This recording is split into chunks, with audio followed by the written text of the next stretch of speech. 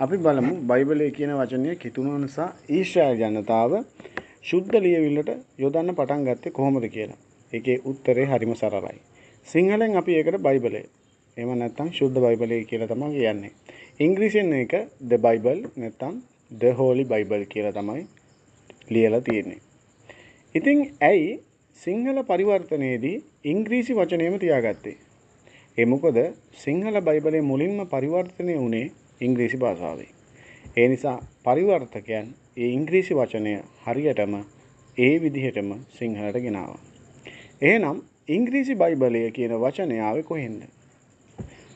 ඒක ආවේ ග්‍රීක වචනයක් වන බිබ්ලියා නැත්නම් බිබ්ලියෝන් කියන වචනේ. ඒ ග්‍රීක වචනේ සරල තේරුම තමයි ග්‍රන්ථය නැත්නම් ග්‍රන්ථ කියන එක. ඇත්තටම බයිබලය කියන්නේත් ඒකම තමයි. ග්‍රන්ථ කිහිපයක් එකතු වෙලා එක ග්‍රන්ථයක් බවට පත් වෙලා එක ග්‍රන්ථයක් බවට පත් වුණා. මේක එක්කෙනෙක් එක කාලයකදී ලිව්ව පොතක් නෙමෙයි. සියවස් ගණනාවක් පුරා විවිධ පුද්ගලයන් විසින් ලියන ලද ග්‍රන්ථ කිහිපයක එක ශුද්ධ ග්‍රන්ථයක් විදිහට එකට බැඳිලා තියෙන එකක්. මේ සම්බන්ධව ලිව්වේ කවුද? ලිව්වේ මොන යුගවලද කියන එකත් ඉදිරියේදී කතා කරනවා. ඊට අමතරව දැනට අපි කතා කරගෙන යන්නේ මේ බයිබලය කියන නම එහෙම නැත්නම් මේ බයිබලය කියන යෙදුම සිංහල බයිබලයට ආවේ කොහොමද කියන එක. මේ ග්‍රීක වචනය බිබ්ලියා බයිබලයේ පරිවර්තනය වුණු හැම භාෂාවකටම වගේ පැතුරුණා. හැම භාෂාවකදීම ඒක ග්‍රන්ථය කියන තේරුම ගත්තා. ඒ නිසා බයිබලය කියන වචනේ සැබෑ මුල්ම තේරුම තමයි ග්‍රන්ථය. අපි උදාහරණ විදියට භාෂා කීපයකින් අපි ඒක බැලුවොත් මේක තියෙනවා හීබ්‍රෙව් භාෂාවෙන් තනක් කියලා කියනවා. මේක පැරණි කිවිසුමට හීබ්‍රෙව් භාෂාවෙන් ග්‍රීක භාෂාවෙන් කියපු නම තනක්. ඒ වගේම ලතින් භාෂාවෙන් බිබ්ලියා සක්‍රා කියලා කියනවා. ඒ වගේම අරාබි වලින් අල් කිතාබ් කියලා කියනවා. රෂියා වලින් බිබ්ලියා කියලා කියනවා. ඒ වගේම ප්‍රංශ භාෂාවෙන් ලා බිබිල් කියලා කියනවා. ඒ වගේම අපි මේක තව ටිකක් අපිට ළඟම භාෂාවකින් බැලුවොත් අපේ දමිළ භාෂාවෙන් තිරුවිවිලියම් කියලා තමයි කියන්නේ. ඒ වගේම හින්දි භාෂාවෙන් කියනවා පවිත්‍ර බයිබල් කියලා. ඒ වගේම මම තවත් වැදගත් කරුණක් කියන්න කැමති. ලෝකේ භාෂා 7000කට වැඩියෙන් බයිබලයේ කොටසක් හරි පරිවර්තනය වෙලා තියෙනවා. ඒ හැම භාෂාවකදීම මේ ග්‍රන්ථය කියන මූලික අදහස රඳවගෙන තමයි ඒ නම යෙදිලා තියෙන්නේ.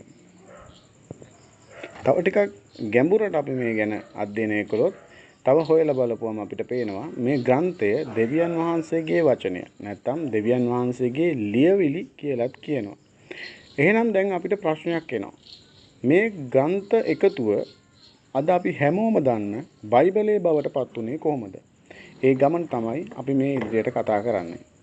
එහෙනම් මේ විදිහට පටන් ගන්න හේතුව මම මේ විදිහට බයිබලය ගැන සරලව ඔබට හඳුන්වා දීමට හේතුව තමයි ක්‍රිස්තුස් වහන්සේ තුල සිටින මගේ සහෝදර සහෝදරියන් එක්ක මට මේ ශුද්ධ බයිබලය ගැන තියෙන දැනුම බෙදා ගන්න ඕනේ.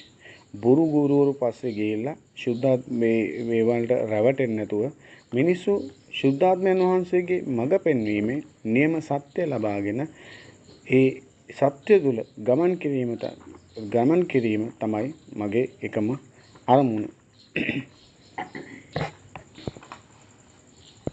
එතකොට ඔබ දැන් දන්නවා මේ බයිබලයේ කියන යෙදුම ආරම්භය කොහෙද? ඒ කියන්නේ මේ යෙදුමේ ආරම්භය තමයි ග්‍රීක බිබ්ලියා නැත්නම් බිබ්ලියෝන් කියන වචනේ ඉංග්‍රීසියට පරිවර්තනය වුණා බයිබල් නැත්නම් හෝලි බයිබල් කියලා. ඉතින් ඉංග්‍රීසි භාෂාවෙන් සිංහලට පරිවර්තනය වුණේ. එතකොට ඒ නම ඒ විදිහටම යොදාගත්තා. ඒ වගේම මේ බිබ්ලියෝන් කියන යෙදුම තමයි හැම භාෂාවකටම මේ බයිබලයේ පරිවර්තනය වෙද්දී නම විදියට යොදාගත්තේ. ඒ වගේම තව මේ බයිබලය ගැන කරුණු කීපයක් මම අසඳහන් කිරීමට ඔබ බෙදා ගැනීමට මම බලාපොරොත්තු වෙනවා. මේ පළවෙනි කාරණාව විදිහට මේ බයිබලය ගැන අපි කතා කරොත් මේක අවුරුදු 1500ක් පුරා ලියවිලා තියෙනවා. ඒක ක්‍රිස්තු පූර්ව 1400 සිට ක්‍රිස්තු වර්ෂ 100 දක්වා යනවා. ඒ වගේම කතුවරු 40කට වැඩි කතුවරුන්, ඒ වගේම ගොවියෝ, දීවරයෝ, රජවරු, වෛද්‍යවරු, ඒ වගේම බදු එකතු කරගන්න තමයි මේ කර්තෘවරුන්ගේ පසුබිම වුණේ. ඒගොල්ලන්ගේ විවිධ රැකියා ශාස්ත්‍ර වලින් ආපු විවිධ දෙවියන් වහන්සේ තෝරාගත් මිනිසයන් තමයි මේ බයිබලය ලියන්න පාදක වුණේ. ඒ වගේම මේකේ භාෂාව ප්‍රධාන වශයෙන් ලියවිලා තියෙන්නේ හේබ්‍රෙව්, ඇරමයික් සහ ග්‍රීක භාෂාවලින්. ඒ වගේම අපි මේකේ විහුවය ගැන කතා කරොත් පොත් 66යි, පැරණි ගිවිසුමේ පොත් 39යි, අලුත් ගිවිසුමේ පොත් 27යි. පරිච්ඡේද සහ පද ගැන අපි කතා කරොත් මුලින්ම පරිච්ඡේද සහ පද මේකට තිබුණේ නැහැ. අංක යොදලා තිබුණේ නැහැ. හේතුව තමයි මේක සම්පූර්ණ එක් එක් කර්තෘවරුන් විසින් රචනා කරපු එකක්. ඒක එක පොතක් විදිහට පසුව පෙළ ගැසුණා. මේවා පද වෙන උනේ 13 වන සියවසේ තමයි මේකේ පද අපි පරිච්ඡේද වලට බෙදන්නේ. ඒක ස්ටෙෆන් ලැන්ටන් කියලා කියනවා. ඒ පරිච්ඡේද බෙදුව පුද්ගලයා. ඒ වගේම 1551 දී රොබර්ට් විසින් තමයි මේවා පද විදියට බෙදන්නේ. එතකොට ලෝකේ වැඩියෙන්ම විකුණුන දැනට ලෝකේ වැඩියෙන්ම විකිණලා තියෙන පොත. ඒ කියන්නේ වසරකට පිටපත් මිලියන 100කට වඩා විකිණෙනවා. වසර 2000ක් පුරා පිටපත් බිලියන 5කට වඩා මුද්‍රණය වෙලා තියෙනවා.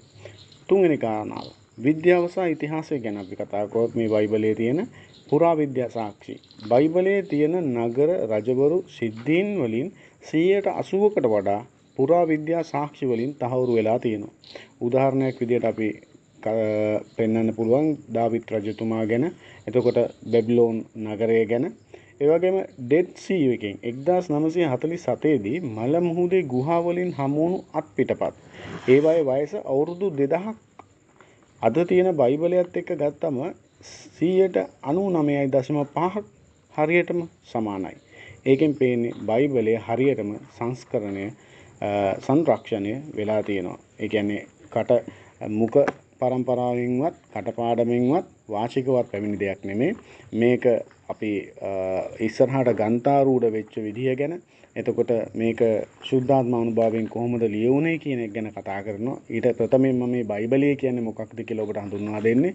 එතකොට බයිබලය හඳුන්වා දෙද්දි මම මේ ඔබට කතා කරේ බයිබලය කියන නම ආවේ කොහොමද? එතකොට මේකේ ඉතිහාසය ගැන ඉස්සරහට අපි තව ටිකක් කතා කරගෙන ගියොත් සිංහල බයිබලය ගැන මුලින්ම සිංහලට 1939 දී ඩච් විසින් තමයි මුලින්ම අලුත් ගිවිසුම තමයි සිංහලට පරිවර්තනය වුණේ. සම්පූර්ණ සිංහල බයිබලය 1815 දී රොබර්ට් එතකොට බැප්ටිස්ට් කියන අය විසින් තමයි සම්පූර්ණ බයිබලය සිංහලට පරිවර්තනය කරලා තියෙන්නේ. එතකොට අපිට තව පස්වෙනි කාරණාවක් විදියට මේක ඊටමත් වැදගත්ම සහ මේක ඉදිරියේදී මම කතා කරන්න ඉන්න අර ආත්මානුභාවයෙන් දෙවියන් වහන්සේ, ඒ කියන්නේ මෙහි ප්‍රධාන කර්තෘවරයා දෙවියන් වහන්සේ, උන්වහන්සේගේ මඟ පෙන්වීමෙන් ලිව්වා කියන ප්‍රධාන කාරණාව සාක්ෂියක් විදියට මම ඔබට ඔප්පු කරලා මෙතනදී කතා කරන්න කැමති. බයිබලය ලියපු කතුවරුන් 40 දෙනා එකිනෙකා කවදාවත් හමු වෙලා නැහැ. විවිධ කාලවල විවිධ තැන්වල මේක ලියවිලා තියෙන්නේ. ඒ සේරම පොත්වල තියෙන්නේ එකම ප්‍රධාන තේමාවක්. ඒ තමයි මනුෂ්‍ය වර්ගයාගේ මිදීම ගැන. ඒ වගේම මේ අවසාන වශයෙන් ඔබේ දැනුමට එකතු කරගන්න මේකත් බයිබලයේ තියෙන දිගම පදයේ තියෙන්නේ එස්තර් පොතේ 8:9 8වෙනි පරිච්ඡේදයේ 9වෙනි පදය. කෙටිම පදයේ තියෙන්නේ යොහාන් 11 වෙනි පරිච්ඡේදයේ 35 වෙනි පදයේ. එතන තියෙන්නේ යේසුස් වහන්සේ හැඬුවා කියන කෙටිම පදයක්. ඒ වගේම අපි ඊළඟට මේ පැරණි ගිවිසුම ගැන කතා කරමු. පරණ ගිවිසුම ගැන මම ඔබට කෙටි හැඳින්වීමක් දෙන්නම්. පරණ ගිවිසුම ගැන පැරණි ගිවිසුම කියන්නේ පළවෙනි කාරණා. පරණ ගිවිසුම කියන්නේ මොකද්ද? මේ පැරණි ගිවිසුම කියන්නේ ලෝකයේ මැවීමේ ඉඳලා යේසුස් වහන්සේගේ උපදින තුරු තියෙන ඉතිහාසය. මුලින්ම ලියලා තියෙන්නේ හේබ්‍රෙව් භාෂාවෙන්. යුදෙව්වන් මේකට කියන්නේ තනක් කියලා. ඒ වගේම දෙවෙනි කාරණාව පොත් 39ක් අපිට පුළුවන් කොටස් 4කට බෙදන්න. පළවෙනි නීති පොත් 5.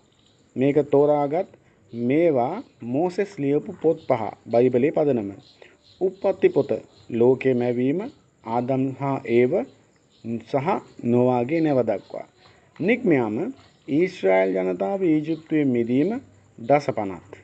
ලෙවි කාණ්ඩය, ගණන් කාණ්ඩය, ද්විතීය කාණ්ඩය නීති සහ නියමයන් ගැන සඳහන්. දෙවෙනියට කාරණාව ඉතිහාස පොත් 12ක් මේකේ සඳහන්. ඊශ්‍රායල් ජනතාවගේ රජවරුන්ගේ සහ යුද්ධවල ඉතිහාසය. උදාහරණ විදියට යොෂුවා, විනිසුරුවරු, සාමුවෙල් රජවරු සහ වංශකථා. තුන්වෙනි කාරණාව කවි සහ ප්‍රඥා පොත් 5ක්.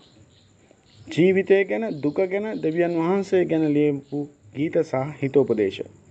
ගීතාවලිය දාවිත් රජුගේ ගීත 150ක් බයිබලයේ මැද පොත. ඒ වගේම හිතෝපදේශ දේශනාකාරය සලමොන්ගේ ගීතිකාව සහ යෝබ්. හතරවෙනි කාරණාව අවසන් කාරණාව දිවැසි පොත් 17ක්. අනාගතයේ සහ ජනතාවට දෙන අනතුරු ඇඟවීම. මහා දිවැසිවරු 5 දෙනෙක් අපි සඳහන් කරනවා. යෙසායා, යෙරමියා, එසකියල්, දානියෙල් විදිහට. එතකොට අපි කුඩා දිවැසිවරුන් කියලා කියනවා 12 දෙනෙක්. දිවැසිවරු 12 දෙනෙක්. ඒක හොෂේයා, යෝනා, මීකා වගේ අනාගත වක්තෘවරුන්. ඊට පස්සේ පැරණි ගිවිසුමේ ප්‍රධාන තේමාව ගිවිසුම. ඒ කියන්නේ පන්න ගිවිසුමේ ප්‍රධාන තේමාව වෙන්නේ ගිවිසුම කියන එක. තමයි මේ සේරම පොත්වල හදවත. දෙවියන් වහන්සේ ආබ්‍රහම්, මෝසෙස්, දාවිත් වගේ අයත් එක්ක ගිවිසුම් ඇති කර ගන්නවා. මම ඔයාලගේ දෙවියන් වහන්සේ වෙනවා, ඔයාලා මගේ ජනතාව වෙනවා කියලා පොරොන්දු දෙනවා. මේ පොරොන්දු ඇතුලේ තව බොහෝ කාරණාවන්, ආශිර්වාදයන් සහ සැලැස්ම දෙවියන් වහන්සේගේ සම්පූර්ණම ඉලක්කය මොකක්ද කියන එක සඳහන් වෙනවා පරණ ගිවිසුමේ. රසවත් කරුණක් මේකේ දිගම පොත ගීතාවලිය පරිච්ඡේද 150යි. කෙටිම පොත ඔබ දියා පරිච්ඡේද 1යි. දිගම පරිච්ඡේදයේ ගීතාවලිය 119 පද 176ක්. කෙටිම පරිච්ඡේදයේ ගීතාවලිය 117 පද 2යි. මුල්ම වචනය මේකේ සඳහන් කරන්නේ ආරම්භයේදී in the beginning. අවසාන වචනය ආමෙන් ලෙස සඳහන් වෙනවා. අපි මේකේ කාල රේඛාව ගත්තොත් ක්‍රිස්තු පූර්ව 4000 සහ 2000 මැවීමේ සිට ආරම්භය දක්වා. එතකොට මේ පොළොව මැවීම ගැන ඔබ යන්න එපා. මේ පොළොවට වයස සීමාව නෙමෙයි. ඒ කියන්නේ පොළොව මැවීමේ ඉඳන් ආබ්‍රහම් දක්වා ඒක ලියවිලා තියෙන්නේ ක්‍රිස්තු පූර්ව 4000 ඉඳන් 2000 කාල වකවානුව ඇතුළත. එතකොට ක්‍රිස්තු පූර්ව 2000 සහ 1500 පියවරුන්ගේ කාලය. ඒ කියන්නේ ආබ්‍රහම්, ඊසාක්, යාකෝබ්. ක්‍රිස්තු පූර්ව 1500 සහ 1400 මෝසෙස් සහ නිග්මයාම. එතකොට ක්‍රිස්තු පූර්ව 1000 දාවිත් සහ සලමොන් රජුගේ රාජධානියේ ස්වර්ණමය යුගය. ක්‍රිස්තු පූර්ව 586 බැබිලෝනියේ වාල්භාවය, බිලෝන් වහල්භාවය. ක්‍රිස්තු පූර්ව 400 පැරණි ගිවිසුම අවසන්. ඒ වගේම ඊටමත් පුදුම දෙයක්. පැරණි ගිවිසුමේ තියෙන දිවැසිකම් 300කට වඩා අලුත් ගිවිසුමේ යේසුස් වහන්සේ තුල ඉෂ්ට වෙනවා. උදාහරණ විදියට බෙත්ලේමේ දෙවියන් වහන්සේ යේසුස් වහන්සේ ඉපදීම, කුරුසියේ මරණය. ඒ වගේ දේවල්. ඒ කියන්නේ ප්‍රධාන කාරණාව තමයි මේ පරණ ගිවිසුම සඳහන් වෙන්නේ ලෝකයේ මැවීම, උන්වහන්සේ ජාතියක් තෝරා ගැනීම, ඒ ජාතිය ආරම්භක පියවරුන් තිදෙන, ඒ වගේම ඒ ආරම්භක තිදෙනවරු තුලින් ගලාගෙන එනවා මේ බයිබලය. ඊට පස්සේ උන්වහන්සේ වංශයක් තෝරා ගන්නවා. ඊට පස්සේ උන්වහන්සේ අනාගත වාක්‍යයන් දෙනවා. ඒ ජාතියට මේ යේසුස් වහන්සේ උපදින ප්‍රදේශයේ උන්වහන්සේ කොහොමද උපදින්නේ, කොයි ආකාරයෙන්ද, කොයි ස්ථානයේද කියලා. ඒ වගේ දේවල් සඳහන් වෙලා තියෙනවා මේ පරණ ගිවිසුමේ. ඒ වගේම ඉස්සරහට මම නැවත ඔබට මේ වොයිස් කට් එකක් ගේනවා. ඒකේ අලුත් ගිවිසුම ගැන සඳහන් කරන්න මම කැමතියි. අලුත් ගිවිසුමේ ඉතිහාසය ගැන. එතකොට අපිට ඒකෙන් ඉගෙන ගන්න පුළුවන් අලුත් ගිවිසුමේ ඉතිහාසය මොන වගේද කියලා. ඒ වගේම ඉදිරියට මම කතා කරනවා මේ බයිබලය ගන්ථාරූඪ උනේ කොහොමද කියලා. ඒ වගේම මම තවත් ඉස්සරහට කතා කරනවා මේක සුද්ධාත්මානුභාවයෙන් ලියුණා කියලා අපි ඔප්පු කරගන්නේ කොහොමද කියලා. ඒ වගේම ඔබට අවශ්‍ය නම් තවත් පොතක් ගැන හරි තවත් බයිබලයේ වෙනත් කාරණාවක් ගැන හරි දැනගන්න මම ඉදිරියට කතා කරන ඒවාට අමතරව ඔබට පුළුවන් මේ වොයිස් ක්ලිප් එක යටින් කමෙන්ට් එකක් දාන්න. ඒ මොකක් සම්බන්ධවද, යම් පොතක් ගැනද, ඒ ගැන අපි මම වෙනම වොයිස් කට් එකක් ලබා දෙන්නම් ඉදිරියට. එහෙනම් ඔබ සියලු දෙනාට ආශිර්වාදය ප්‍රාර්ථනා කරනවා. මේකේ මූලික අරමුණ තමයි ඔබ විසින් දෙවියන් වහන්සේගේ වචනය ගැන වැරදි ඉගැන්වීම් වලට නොයා බයිබලයේ ඉතිහාසය හරියාකාරව දැනගන්න. ඒ වගේම බයිබලය ගැන දැනගන්න. ඒ තුලින් ශුද්ධාත්මයන් වහන්සේට පුළුවන් ඔබට හරියාකාරව මඟ පෙන්වන්න. ජේසුස් පිටයි.